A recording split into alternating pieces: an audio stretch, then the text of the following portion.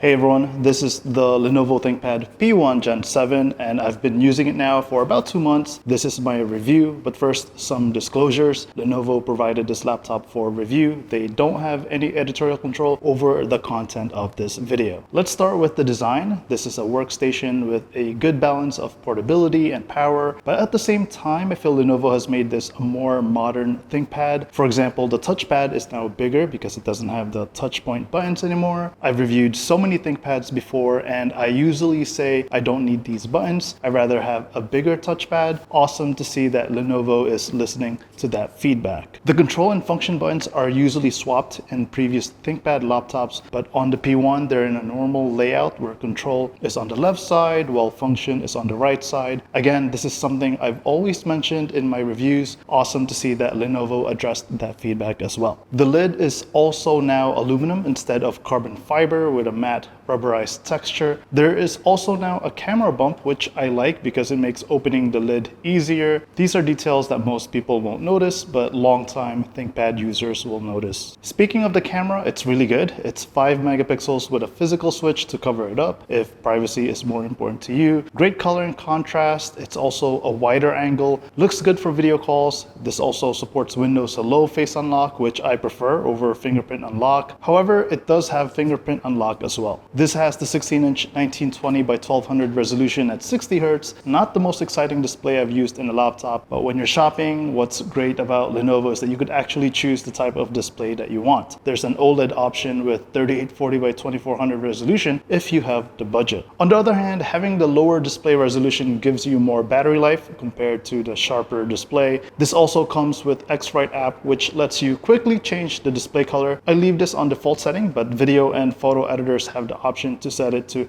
sRGB or Rec 709 for more accurate workflows. Keyboard is excellent as expected. Lenovo laptops are usually pretty good at this. Plenty of space and key travel. There's a new button to look out for, which is the Copilot button. It's Windows AI companion. I personally use Google's Gemini instead, so I don't use this button frequently. The trackpoint button is still here. That's a signature ThinkPad identity, so I don't think we'll ever lose that in the future. It's very useful for programmers, developers, and writers for efficiency and ergonomics. I personally don't use it, but also it doesn't get in the way of my workflow. Let's look at the ports. The left side has the power input, 2 Thunderbolt 4 ports, HDMI and audio jack. The right side has SD card reader, a USB-A port, and another USB-C port. I love that there are 3 USB-C ports. On the previous model, there were only 2. There was no USB-C port on the right side. I like to think that Lenovo engineers watch my videos because I remember saying in my past reviews, I'd rather replace the USB-A ports with the USB-C, and it looks like they did that with this model. For a workstation, I was not expecting good audio, but it's actually pretty good here on the P1. I'm not an audio expert, but it's loud, clear, and has good bass. When I'm working from home, I play music out loud, and I'm pretty satisfied with the sound quality. For specifications, you can get it from Intel Core Ultra 5 to Intel Core Ultra 9 185H. This unit is in the middle with the Intel Core Ultra 7 165H. Graphics start from NVIDIA RTX 1000 up to RTX 3000 or GeForce RTX 4070. This unit has RTX 1000. You could get up to 64 gigs of RAM. This unit has 32 gigs of RAM. For storage, you could get up to 8 terabytes of SSD. This unit has 1 terabyte. The 16-inch display starts at 1920 by 1200, but you could also get the 3840 by 2400 OLED. There's also a 2560 by 1600 option display with 165 Hz faster refresh rate. This unit has the lower resolution option, which is better for battery life. Personally, I would probably choose the higher refresh rate display. The price starts at about $1,800 US, but will increase as you configure to your preference. Lenovo is known to run sales and promotions frequently, so check the link in the description for the latest pricing. This runs Windows 11 Pro, and I've been generally happy with the OS. Everything is pretty snappy with multitasking and general use. No issue browsing the web, checking my emails, watching movies, editing videos. There are pre-installed apps that come in handy. The Lenovo Commercial Vantage app is where you can find BIOS and firmware updates. It's also where you can find settings for the speaker presets. A major change that I've noticed and appreciate is the power settings. On previous Lenovo models I've used, there's a section where you can adjust the power settings in detail that customizes fan noise and heat management. Instead, Lenovo has designed this computer to follow the power settings through the Windows settings. So you just right-click the battery icon in Windows, then can choose power efficiency, balanced, or best performance.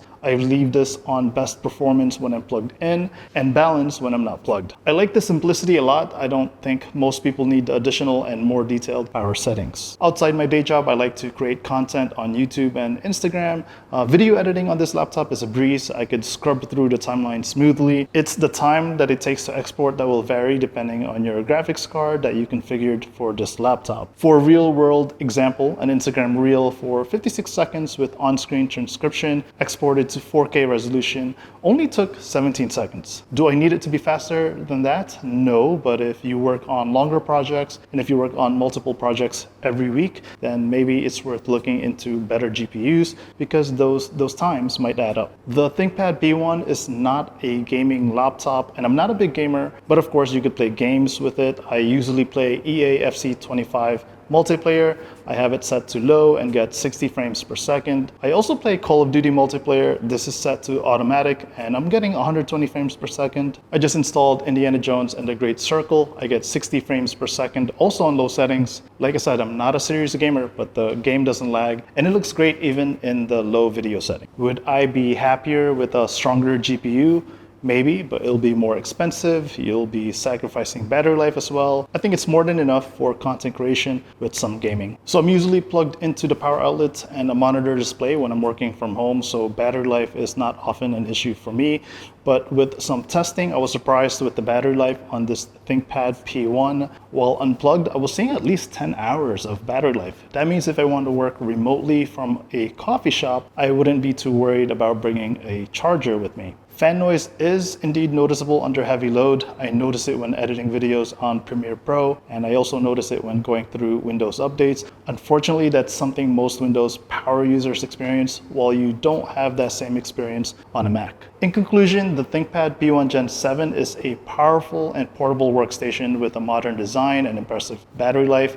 Its performance is more than enough for content creation and casual gaming, and the customizable hardware options make it a great choice for professionals. While the fan noise can be noticeable under heavy load, I think it's a small drawback and an otherwise excellent workstation. Let me know if you have any questions. Thanks for watching.